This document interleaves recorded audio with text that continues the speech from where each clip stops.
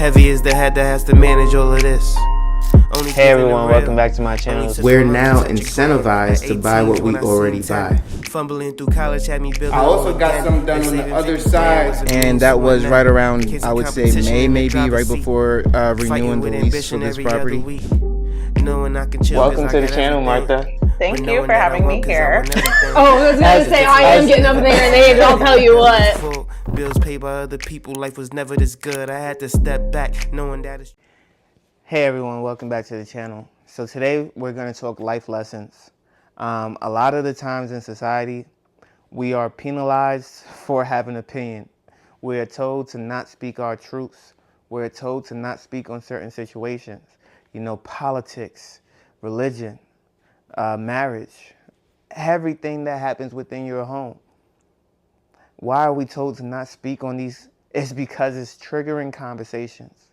These conversations are not for the weak of heart or mind.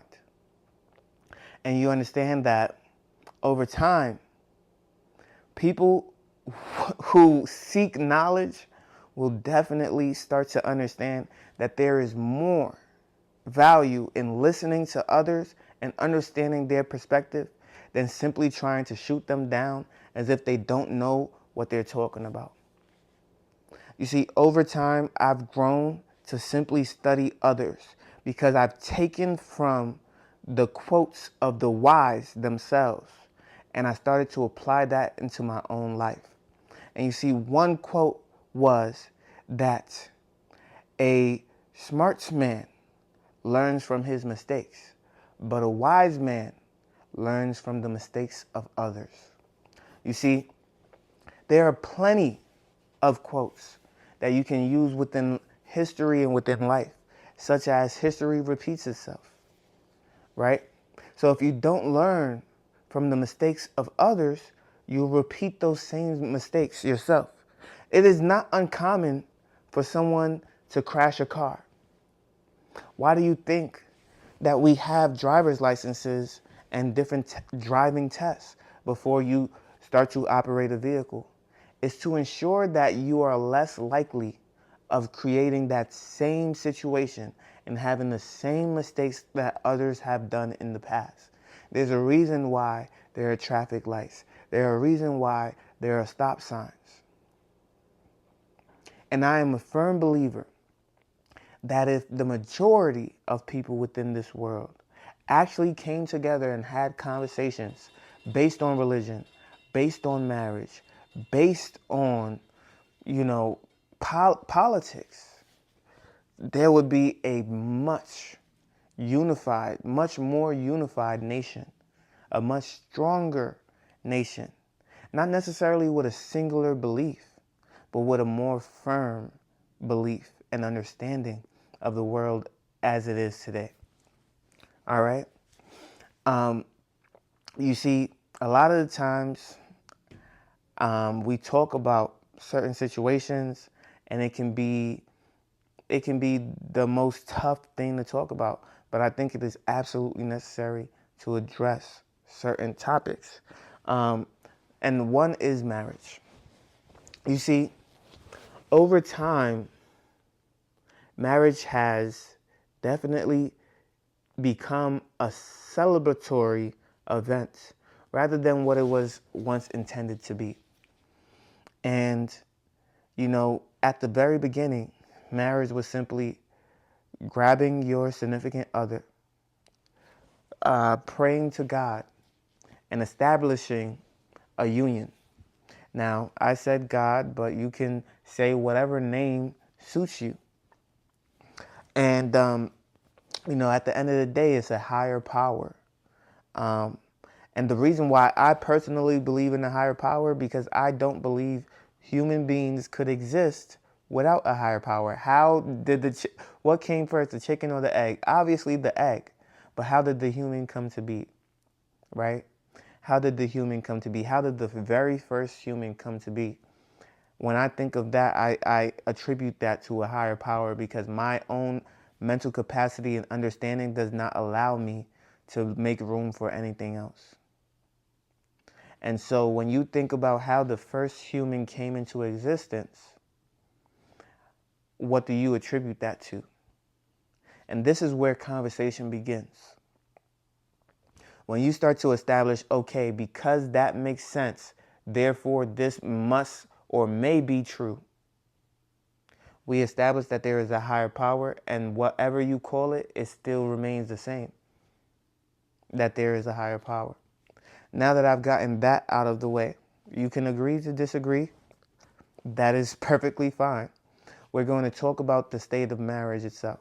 So I told you that marriage once started with praying together and establishing a union, stating that this person would be yours for the entirety of your life.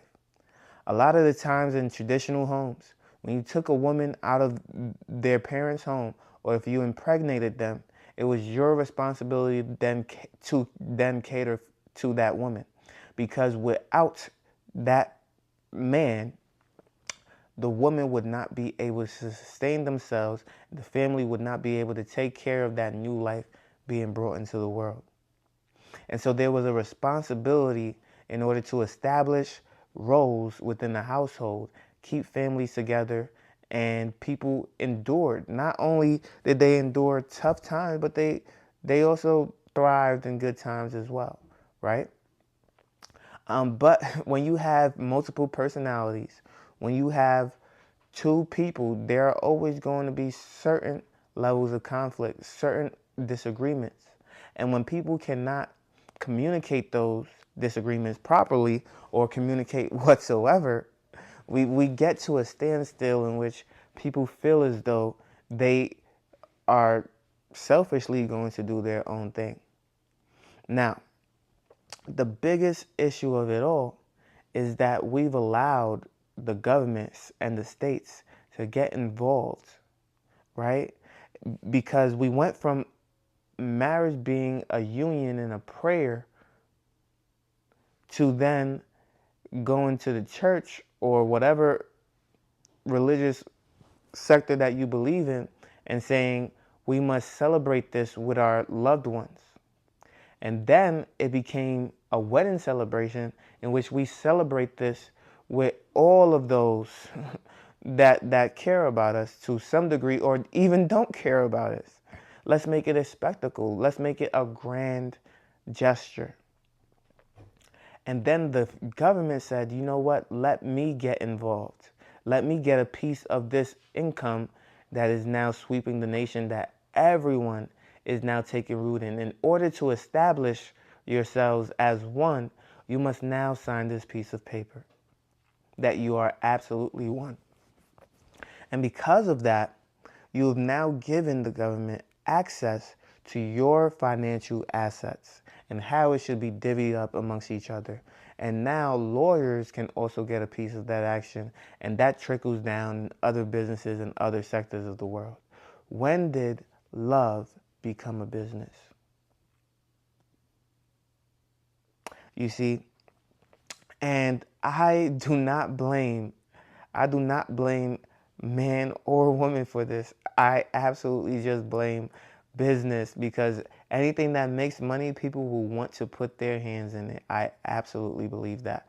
You see, any woman that I speak to, and I speak to many, but any woman that I speak to, they will tell you that they are absolutely in love and that they are absolutely living off of their emotions and their beliefs. But that does not mean that they are not capable of saying, you know what, I don't want this anymore. They may not even think it's a possibility at the time, but it's always a possibility. And you know what, a lot of the times when people, especially men, are so emotionally invested, it typically comes from the time that they've invested into that individual. And once you invested a lot of time and a lot of money into a person, you start to believe that you are doing your part in order to keep your family, your people, your relationship intact.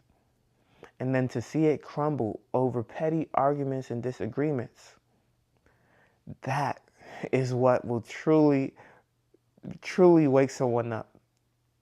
Now, I say all that to say, as I've watched the state of marriage in this country, as I've seen so many people get divorced. 50% of people get divorced. 80% of the time it's initiated by women.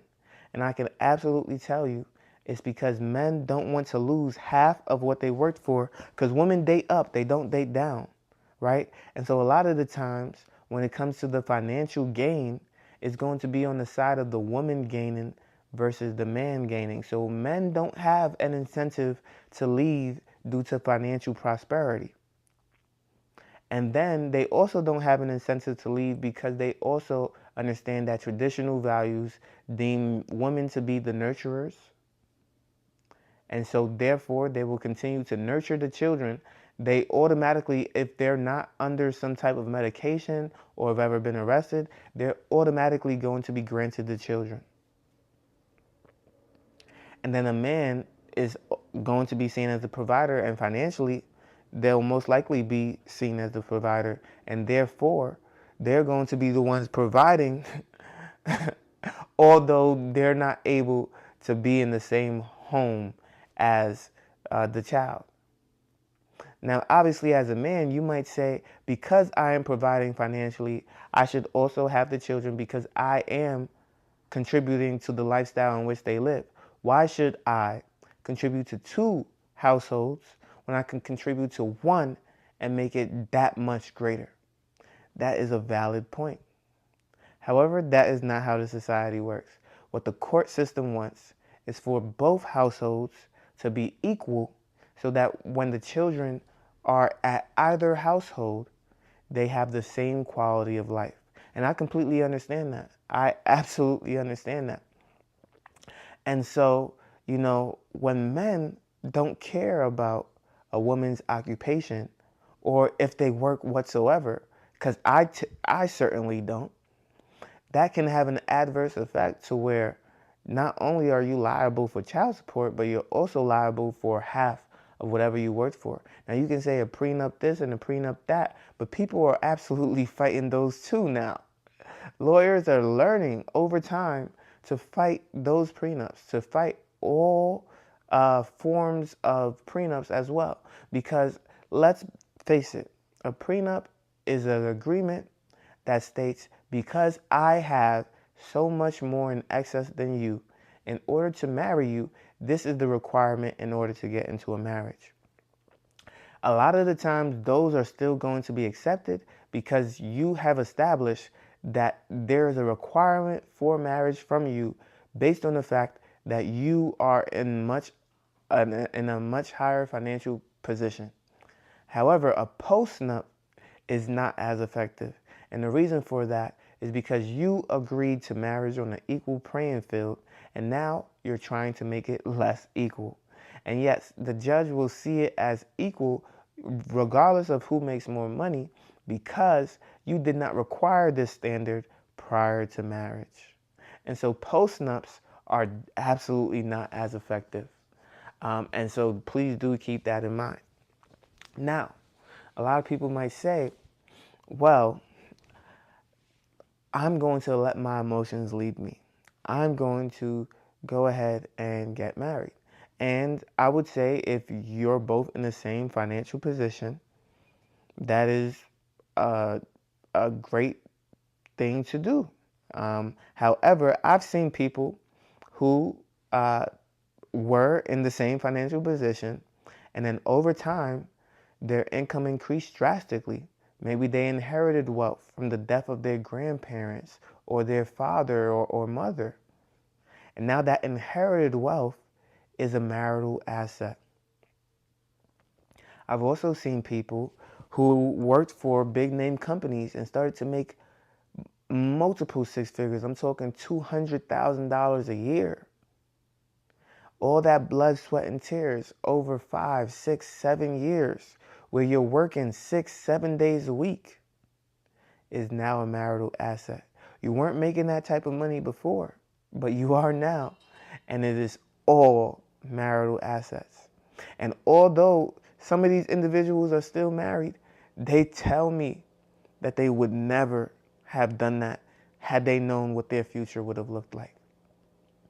Because, again, there is no shortage of arguments. There's no shortage of disagreements. And when you have arguments and disagreements, you are now beholden to those things. You can't just say, I'm going to walk away, I'm going to do my own thing as a man. But a woman is incentivized to do just that because the majority of them are what? Going to date up, and a man does not care if they date down. And so, obviously, the tables are absolutely skewed. Only 20% of men initiate divorce. Only 20%. There's a big reason for that, and I've listed the first two. All right? And so now that we've talked about that, if you believe that you're going to be prospering within this life that we live, and we only have one, at least I think so, it is incumbent on you to understand what type of lifestyle you want to live, what type of life do you want to lead. And if you want some suggestions and ideas, I'm okay with the celebration, but I'm not okay with the piece of paper. You see? So I am comfortable giving the celebration to my significant other. I am comfortable having a traditional marriage because I am Nigerian, so we can have traditional marriages. But I'm not comfortable allowing the government into my life. I'd rather pay child support than lose half of everything that I've ever worked for. And the reason for that is any asset that I've obtained is still going to continue to grow in value, from my 401k to the real estate. And if I gave half of that away, I've literally cut my compound interest in half. Whereas if I'm giving active income away, that is absolutely nothing to me. It makes no dent in my current lifestyle, and it would not affect me in any way, shape, or form. You understand? And I would hope that I'm able to keep my relationship to some feasible level to where I'm not paying for 18 years of child support. If that was the case, then why would I even have children in the first place? Now, again, you can't predict when a relationship would erode, and 9 months is a long time. But you can only hope for the best in this life. No one is going to be able to drill in the correct person for them, because people do change. People talk a good game and they'll tell you everything that they will do for you. But as soon as they've gotten everything that they wanted, people do change. And they realize that that lifestyle that they once couldn't have had on their own, they can now have that for the rest of their lives. And so you are no longer as special as you once seemed. Yeah. That is a lot to swallow. That is a big pill to swallow.